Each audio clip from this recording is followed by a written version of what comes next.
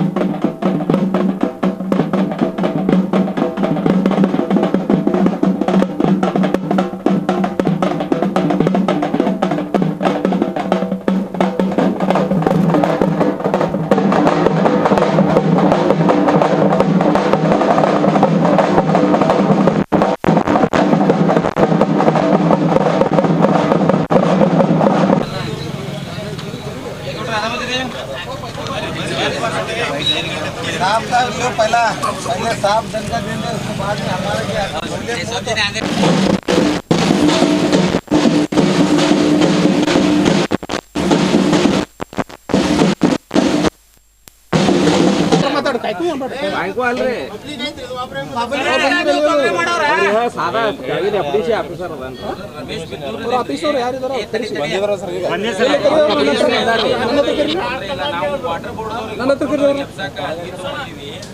ಈ water board ವಿಷಯ ನಿಮ್ಮ PSI ಸಾಹೇಬರು ಭಯಂಕರ ಮೆಮ್ಯಾಗ ಹಾಕೊಳಕತ್ತಾರ. ಅದ್ರೊಳಗ ಯುಜಿಡಿ ಕೆಲಸ ರೀ 2009 ಹಲ್ಕಾಗೈತ್ರಿ. ಇನ್ನ ನಮ್ಮ ಓಣಿಗೆ ಯುಜಿಡಿ ಕೆಲಸ ಬಂದಿಲ್ರಿ. ಇವ್ರು ಪೈಪ್ಲೈನ್ ಸಂಬಂಧ ಹಟ್ಯಾರಿ. ಯುಜಿಡಿ ಪೈಪ್ ನಳದಿರ ಎಲ್ಲಾ ಕೂಡಿ ಗಟರ್ನ್ಯಾಗ ಸೇರ್ ಬಿಟ್ಟಾವ್ರಿ. ಅವ್ರಿಗೆ ಇವ್ರು ಹೇಳೋರೀಗ ನಾಳೆ ಇವ್ರು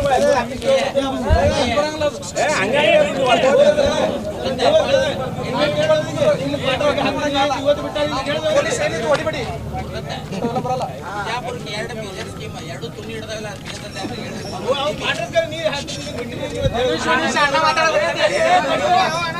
ಯುಜಿಡಿಗೆ ಸಂಬಂಧಪಟ್ಟಾಗ EDB ಪೂರ ಸತ್ಯನಾಶ ಆಗೋಗಿತ್ತು.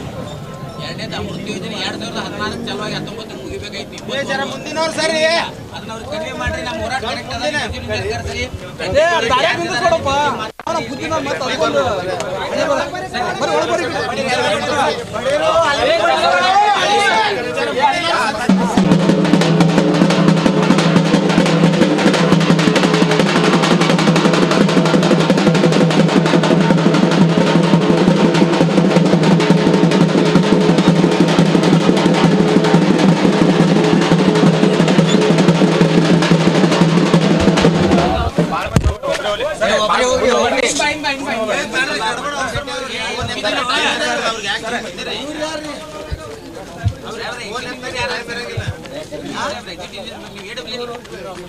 ಚಾರ್ಜ್ ಇದ್ರಿ ಹಂಗಾರೆ ನಿಮ್ಮ MD ಕರ್ಸ್ರಿ ಸಾಹೇಬ್ರ ಕರ್ಸ್ರಿ ನೀವೇನು ಪಾಪ ಬರಲ್ಲ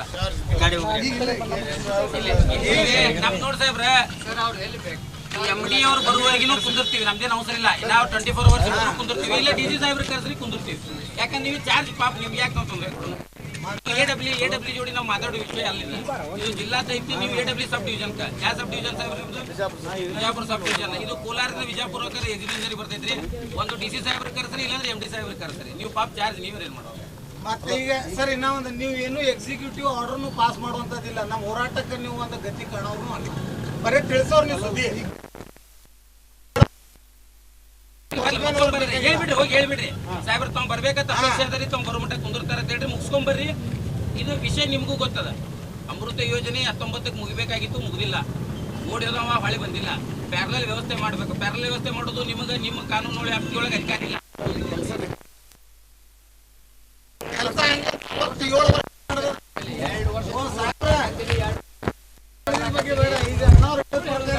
ನಿಮ್ಗೆ ಏನಾದರೂ ಮಾಡುವಂಥ ನಮ್ಮ ಅವಾಗ ಹಾಕೊಂಡಿರಿಲ್ಲ ಪವರ್ ನೀವು ಮಾಡ್ದಾಗ ಅಧಿಕಾರ ದುರ್ಬಳಕೆ ನೀವು ಮಾಡ್ಕೊಂಡಾಗ ಈಗ ಟೆಂಡರ್ ಕೊಟ್ಟಿದ್ರೆ ಮುಗಿದ್ವಿ ಆಡೋ ಕೊಡ್ರಿ ಬಡಿರಪ್ಪ ಅಲ್ಲಿ ಬಡಿರೋ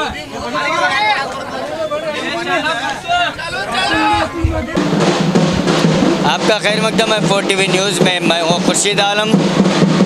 बीजापुर के जो आज वाटर बोर्ड का जो ऑफिस है, डबल एग्जीक्यूटिव इंजीनियर का जो ऑफिस है, वहाँ पर जो है आज रमेश बुदनूर और उनके तमाम साथीदारों ने मिलकर यहाँ पर एक घेराव किया है कि तमाम समस्या हैं, इन समस्याओं को पूरा करने के लिए आज वाटर बोर्ड के एग्जीक्यूटिव इंजीनियर पर उन्होंने जो है यहाँ पर स्ट्राइक का प्रदर्शन किया है कि जितने भी काम हो रहे हैं वो तमाम बंद पड़े हैं और पीने की पानी की समस्या है और काफ़ी दिनों से ये समस्या चल रही है।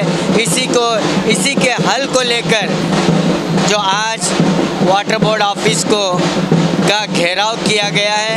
एग्जीक्यूटिव इंजीनियर जब तक नहीं आएंगे तब तक ये स्ट्राइक चलता रहेगा, जिसमें शहर के जाने माने सोशल वर्कर्स और तमाम समाजी कार्यकर्ता इस स्ट्राइक में मौजूद हैं।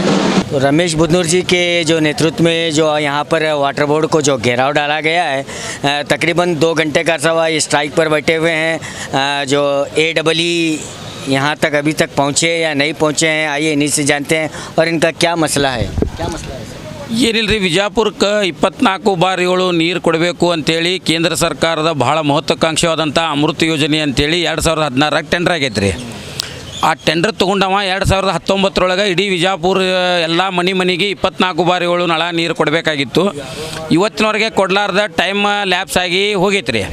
2019ಕ್ಕೆ ಮುಗಿದು ತಿರುಗಿ 21 ಮುಗಿಯಾಕೆ ಬತ್ತು. ಅಧಿಕಾರಿಗಳ ನಿರ್ಲಕ್ಷ್ಯದಿಂದ ಯಾವ ಮನೆಗೂ 24/7 ನೀರು ಬಂದಿಲ್ಲ.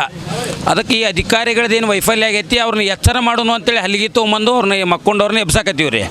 ಒಂದು ಎರಡನೇದು, ಈ ಗುತ್ತಿಗೆದಾರ ಏನು ಟೆಂಡರ್ ಹಿಡ್ದಾರ ಜೈನ್ ಕಂಪ್ನಿದವರು ಮತ್ತು ಇಲ್ಲಿ ಇರ್ತಕ್ಕಂಥ ಎಕ್ಸಿಕ್ಯೂಟಿವ್ ಇಂಜಿನಿಯರು ಈಗ ಏನು AW ಅಂತೇಳಿ ನೀವು ಹೇಳಿದ್ರಿ, ಇವ್ರು AW ಅವರು ಲಾಸ್ಟ್ 1.5 ವರ್ಷದಿಂದ ಚಾರ್ಜ್ ಒಳಗದಾರ. ಅದಕ್ಕೆ ಇಲ್ಲಿ ಪೂರ್ಣಾವಧಿ ಎಕ್ಸಿಕ್ಯೂಟಿವ್ ಇಂಜಿನಿಯರ್ ಪೋಸ್ಟಿಂಗ್ ಆಗಬೇಕು ಮತ್ತು ಮಾರ್ಚ್ 31 ಪ್ರತಿ ಮನೆಗೂ 24/7 ನೀರದ ವ್ಯವಸ್ಥೆ ಆಗಬೇಕು. ಮತ್ತು ಯಾವ ಗುತ್ತಿಗೆದಾರ ಇದನ್ನು ಕರ್ತವ್ಯ ಇದು ಆಗೈತಿ, ಲೂಪೋಲ್ಸ್ ಆಗೈತಿ, ಅವನ ಮ್ಯಾಗ ದಂಡ ಹಾಕಬೇಕು ಅಂತೇಳಿ ಪಾಯಿಂಟ್ನಾಗ ಇಟ್ಕೊಂಡು ಇವತ್ತು ಹೋರಾಟ ಮಾಡಕತ್ತೀವಿ. ಆ ಹೋರಾಟಗಳಿಗೆ ಎಕ್ಸಿಕ್ಯೂಟಿವ್ ಇಂಜಿನಿಯರ್ ನಾವು ಬರೆದು ಕೊಡ್ತೀವಿ, ಮಾರ್ಚ್ 31 ಮುಗಿಸ್ತೀವಿ ಅಂತಂದಾರ. ಮತ್ತು ನಾವು ಜಿಲ್ಲಾಧಿಕಾರಿಗಳು ಬರಲಿ ಅಂತೇಳಿ ನಮ್ಮದೊಂದು ಬೇಡಿಕೆ ಇತ್ತು. ಅವರು MLC ಇಲೆಕ್ಷನದ ನಿರ್ವಚನಾಧಿಕಾರಿಗಳಿರೋದ್ರಿಂದ ಈ ಇಲೆಕ್ಷನದ ಪ್ರೊಸೆಸ್ ಮುಗಿದ ಮ್ಯಾಗ ಒಂದು MD ವಾಟರ್ ಬೋರ್ಡ ಮತ್ತು ಜಿಲ್ಲಾಧಿಕಾರಿಗಳು ಕೂಡ ಮೀಟಿಂಗ್ ಕರಿತೀವಿ ಅಂತ ಹೇಳ್ಯಾರ. ಅದಕ್ಕೆ ನಾವು ಈ ಹೋರಾಟವನ್ನು ಅವರು ಬರೆದು ಕೊಟ್ಟ ಮ್ಯಾಗ ಮುಗಿಸ್ಬೇಕಂತ ಮಾಡೀವಿ.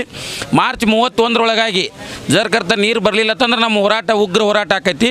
ಮತ್ತು ಮುಂದೆ 1 ತಿಂಗಳೊಳಗೆ ಎಕ್ಸಿಕ್ಯೂಟಿವ್ ಇಂಜಿನಿಯರ್ ಏನಾದರೂ ಇಲ್ಲಿ ಪೋಸ್ಟಿಂಗ್ ಆಗಲಿಲ್ಲ ಅಂತಂದ್ರೆ ಈ water board office executive engineer ಬರುವವರೆಗೂ ಚಾವಿ ಹಾಕ್ತೀವಿ ಅಂತೇಳಿ ಇವತ್ತಿನ ಹೋರಾಟವನ್ನು ಮುಗಿಸ್ಬೇಕಂತೇಳಿ ಅವರು ಪತ್ರಕ್ಕೆ ಹಾದಿಕಾಯಿ ಹಾಕತ್ತೀವ್ರಿ. ಇವತ್ತು ನಮ್ಮ ರಮೇಶಣ್ಣ ಬಿದ್ನೂರವರು ನೇತೃತ್ವದೊಳಗೆ ನಾವೇನು ಹೋರಾಟ ಮಾಡಿದ್ದೀವಿ, ಈ ಹೋರಾಟದ ಮೂಲ ಉದ್ದೇಶ ಮನೆಗೆ 24x7 ನೀರಿನ ವ್ಯವಸ್ಥೆ ಕಲ್ಪಿಸಿಕೊಡುವಂಥದ್ದು ಏನು ಮಹತ್ವಾಕಾಂಕ್ಷಿ ಯೋಜನೆ ಮಾನ್ಯ ನರೇಂದ್ರ ಮೋದಿಜಿಯವರು ಒಂದು ಕನಸು ಕಂಡಿದ್ರು, ಇಡೀ ದೇಶದೊಳಗೆ ಮನೆ ಮನೆಗೆ ನೀರು ಸರಬರಾಜು ಆಗಬೇಕು ನನ್ನ ಅಧಿಕಾರ ಅವಧಿ ಒಳಗೆ ಅಂಥೇಳಿ. ಅವರು ಕಂಡಿದ್ದ ಕನಸನ್ನು ವಿಫಲ ಮಾಡಲಿಕ್ಕೆ ಇವರು ಅಸಮರ್ಥ ಅಧಿಕಾರಿಗಳು ಕಾರಣ ಆಗಿದ್ದಾರೆ. ಮತ್ತು ಕೇಂದ್ರ ಸರ್ಕಾರ ಮಾಡಿದ್ದು ಯೋಜನೆ ಜಾತಿ ಮತವಿಲ್ಲದೆ ಪ್ರತಿಯೊಂದು ಮನೆಗೆ ಮಾಡಬೇಕಂತ ಒಂದು ಕನಸು ಕಂಡು ಮಾಡಿದ್ದಾರೆ. ಆ ಕನಸನ್ನು ನೆನಸು ಮಾಡಬೇಕಾಗಿದ್ದು ಈ ಜನಪ್ರತಿನಿಧಿಗಳು, ನಮ್ಮ ನಗರ ಶಾಸಕರು ಹಾಗೂ ಈ ವಾಟರ್ ಬೋರ್ಡ್ ಅಧಿಕಾರಿಗಳು ಮತ್ತು ಕಾರ್ಪೊರೇಷನ್ ಅಧಿಕಾರಿಗಳು ಮತ್ತು ಜಿಲ್ಲಾಧಿಕಾರಿಗಳು. ಆದರೆ ಅವರೆಲ್ಲರೂ ವಿಫಲ ಆಗಿ 2019ರಲ್ಲೇ ಮುಕ್ತಾಯಗೊಳಿಸುವಂಥ ಯೋಜನೆಗೆ 2021 ಆದ್ರೂ ಇನ್ನೂ ಮುಕ್ತಾಯ ಆಗ್ತಾ ಇಲ್ಲ. ಯಾವುದೇ ಮನೆಗೆ 24/24/7 ನಳದ ನೀರು ಪೂರೈಕೆ ಮಾಡಲಿಲ್ಲ. ಮತ್ತು ಎಕ್ಸಿಕ್ಯೂಟಿವ್ ಇಂಜಿನಿಯರ್ ಪರ್ಮನೆಂಟ್ ಪೋಸ್ಟ್ ಇಲ್ಲೇ ವೆಕೆಂಟ್ ಇದೆ. 1.5 ವರ್ಷಲೇ AEE ಇನ್ಚಾರ್ಜ್ EE ಕೆಲಸ ಮಾಡ್ತಾ ಇದ್ದಾರೆ. ಮತ್ತು ಅವರಿಗೆ ಕಾನೂನಾತ್ಮಕ ಯಾವುದೂ ಸ್ಕೀಮನ್ನು ಅನುಷ್ಠಾನ ಮಾಡುವಂಥದ್ದು ಪ್ರಾಧಿಕಾರ ಇಲ್ಲೇ ಇಲ್ಲ. ಹಾಗಾಗಿ ಮತ್ತು ಅದರಲ್ಲಿ ಆ ಜೈನ್ ಕಾಂಟ್ರಾಕ್ಟರ್ ಏನಿದಾನೆ 3 ವರ್ಷದಿಂದ ಅವ ವಿಫಲ ಆಗಿದ್ದ ಬಗ್ಗೆ ಈಗಾಗಲೇ ಕಾರ್ಪೊರೇಷನ್ದಲ್ಲಿ ಠರಾವ್ ಪಾಸ್ ಆಗಿದೆ. ಒಂದು ಸ್ಥಳೀಯ ಸಂಸ್ಥೆ ಕಾರ್ಪೊರೇಷನ್ ಜಾರಿ ಇದ್ದಾಗ ಅವರು ಸರ್ವಾನುಮತದಿಂದ ಠರಾವ್ ಪಾಸ್ ಮಾಡಿ ಅವನನ್ನು, ಆ ಕಾಂಟ್ರಾಕ್ಟರ್ನನ್ನು ಬ್ಲ್ಯಾಕ್ ಲಿಸ್ಟ್ನಲ್ಲಿ ಹಾಕಬೇಕು ಅಂತ ತೀರ್ಮಾನ ಆಗಿದ್ದನ್ನು ಅಧಿಕಾರಿಗಳನ್ನು ಅದನ್ನು ಮುಚ್ಚಿಟ್ಟಿದ್ದು ಅದರ ಹಿನ್ನೆಲೆ ಏನಿದೆ ಮತ್ತು ಯಾವ ಕಾರಣಕ್ಕಾಗಿ ಅವನು ಬ್ಲ್ಯಾಕ್ ಲಿಸ್ಟ್ನಲ್ಲಿ ಹಾಕಿಲ್ಲ ಮತ್ತು ಹಾಕಲಾರ್ದಕ್ಕೆ ಕಾರಣ ಏನದ ಅದನ್ನು ಸರ್ಕಾರ ಇದನ್ನು ಗಂಭೀರತೆ ತಗೊಂಡು ಇದನ್ನು ACB ತನಿಖೆ ಕೊಡಬೇಕು. ಮತ್ತು ದೋಷಿ ಅಧಿಕಾರಿಗಳು ಮತ್ತು ಈ ಕಿಕ್ ಬ್ಯಾಕ್ ಪಡೀಲಿಕ್ಕೆ ಈ ನಗರ ಶಾಸಕರು ಮೇನ್ ಕಾರಣ ಅದಾರ ಅಂತ ನನ್ನ ನೇರ ಆರೋಪ ಇದೆ. ಮತ್ತು ಈ ನಗರ ಶಾಸಕರು ಹಲವಾರು ಬಾರಿ ತಮ್ಮ ಸಾರ್ವಜನಿಕ ಸಭೆಗಳಲ್ಲಿ ಹೇಳಿದ್ದಾರೆ, ನಾನು 400 ಕೋಟಿ ರೂಪಾಯಿ ಅಭಿವೃದ್ಧಿಗೆ ತಂದೀನಿ, ನಾನು ಪ್ರತಿಯೊಂದು ಓಣಿಯಲ್ಲಿ ಅದು ಇದು ಎಲ್ಲ ಅಭಿವೃದ್ಧಿ ಮಾಡಿದ್ದೀನಿ ಅಂತ ಹೇಳ್ತಾ ಇದ್ದಾರೆ. ಅಭಿವೃದ್ಧಿ ನೀವು ಮಾಡಿದ್ರೆ ಅಂದರೆ ಇಲ್ಲಿ ಕೊಡ್ತಕ್ಕಂಥ ಸಾರ್ವಜನಿಕರು ಯಾರೂ ಜಾತಿ ಮತವಿಲ್ಲದೆ ಸಾರ್ವಜನಿಕರಾಗಿ ಬಂದಿದ್ದಾರೆ.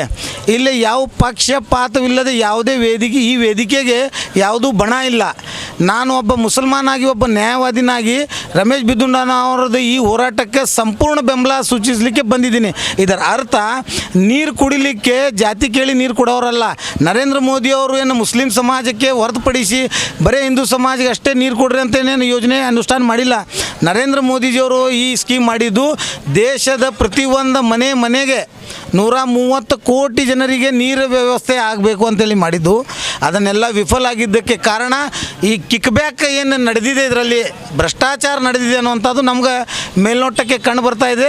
ಈ ಭ್ರಷ್ಟಾಚಾರವನ್ನು ಜಿಲ್ಲಾಧಿಕಾರಿ ಅವರು ಈಗಲೇ ಎಚ್ಚೆತ್ತುಕೊಂಡು ಇಮಿಡಿಯೇಟ್ ತನಿಖೆಗೆ ಒಳಪಡಿಸಬೇಕು. ಇಲ್ಲದಿದ್ದರೆ ಮುಂದಿನ ದಿನಗಳಲ್ಲಿ ನಮ್ಮ ರಮೇಶ್ ಅಣ್ಣವ್ರು ಹೇಳ್ದಂಗೆ ಈ ಕಚೇರಿಗೆ ಬೀಗ ಜಡಿದು ಈ ಕಚೇರಿ ಯಾವ ಅಧಿಕಾರಿ ಕಾಲಿಡ್ತಾನೆ ಅದನ್ನು ನಾವು ನೋಡೋಕೆ ಸಿದ್ಧದೀವಿ. ಅದಕ್ಕೆ ಜೈಲಿಗೆ ಹೋಗೋದಾದರೂ ನಾವು ಸಿದ್ಧದೀವಿ, ಕಾನೂನಾತ್ಮಕ ಹೋರಾಟ ಮಾಡೋಕ್ಕೂ ನಾವು ಸಿದ್ಧದೀವಿ. ಈಗಾಗಲೇ ಬಿಜಾಪುರ ಜಿಲ್ಲೆ ಪಂಚ್ ನದಿಯ ಜಿಲ್ಲೆ ಅಂತೇಳಿ ಘೋಷಣೆ ಆಗಿದ್ದದ. ಮತ್ತು ನಮ್ಮ ಸನ್ಮಾನ್ಯ ಮಾಜಿ ನೀರಾವರಿ ಸಚಿವರಾದ MB ಪಾಟೀಲ್ ಸಾಹೇಬ್ರವರು ನೀರಾವರಿ ಯೋಜನೆಯನ್ನು ಇಡೀ ಜಿಲ್ಲೆ ಆದಂಥ ತೊಗೊಂಡು ಬಂದಿದ್ದನ್ನು, ಈ ಜಿಲ್ಲೆ ಆದಂಥ ನೀರಾವರಿ ಯೋಜನೆಯನ್ನು ಅನುಷ್ಠಾನ ಆದರೂ ನಗರಕ್ಕೆ ನೀರದ ವ್ಯವಸ್ಥೆ ಇಲ್ಲ ಅಂತಂದರೆ ಈ ನಗರ ಶಾಸಕರು ಈ ವೇದಿಕೆಯನ್ನು ನಿಮ್ಮ ಮಾದರಿ ಶಾಸಕಾಗಿ ನಾವು ಹೇಳುವಂಥದ್ದು ಆಗಬೇಕು, ನಿಮ್ಗೆ ಮಾರಕ ಆಗಬಾರ್ದು ಅಂತ ಹೇಳಲಿಕ್ಕೆ ನಾನು ಬಯಸ್ತಾ ಇದ್ದೀನಿ. तो जैसे कि आपने देखा कि शहर बीजापुर में जो है पानी की बहुत सी किल्लत होती है और जो डिपार्टमेंट की ओर से, वाटर बोर्ड की ओर से, महानगर पालिका की ओर से जो 24/7 जो टैप बताए गए हैं, लेकिन वो टैप वहीं बैठे बैठे टूट रहे हैं, लेकिन अभी तक उसमें पानी नहीं आ रहा है. और इसी को लेकर कई समस्याएं हैं. तो इसी को लेकर जो रमेश बिदनूर और उनके तमाम जो साथी यहाँ पर स्ट्राइक पर बैठे हैं, तो AEE से भी उन्हें आश्वासन मिला है और वो लिखित में दे रहे हैं कि मार्च 2022 तक ये तमाम जो जितने भी काम हैं, या 24/7 हो या पानी लाने की योजना हो, अमृत योजना हो, तमाम कामों को वो पूरा करने का आश्वासन दे रहे हैं. अगर उसमें वो काम पूरा नहीं होता है, मार्च 22 तक काम पूरा नहीं होता है, तो वाटर बोर्ड को वो चाबी डालकर, कीली डालकर और अपना होराट आगे बढ़ाने की उन्होंने चेतावनी भी दी है. अब देखना बाकी है कि मार्च 2022 तक ये मसला हल होता है या नहीं, ये देखना भी बाकी है. कैमरामैन रऊफ के साथ मैं खुर्शीद आलम, 4TV न्यूज़, बीजापुर. अब घर बैठे पाइए हर चीज़ बीगोज़ के साथ. वक्त आपका बहुत कीमती है, वक्त बचाइए, वक्त पर पाइए. हर ऐप का एक ऐप बीगोज़ अभी डाउनलोड कीजिए और 500 के मुफ्त कूपन की शॉपिंग कीजिए.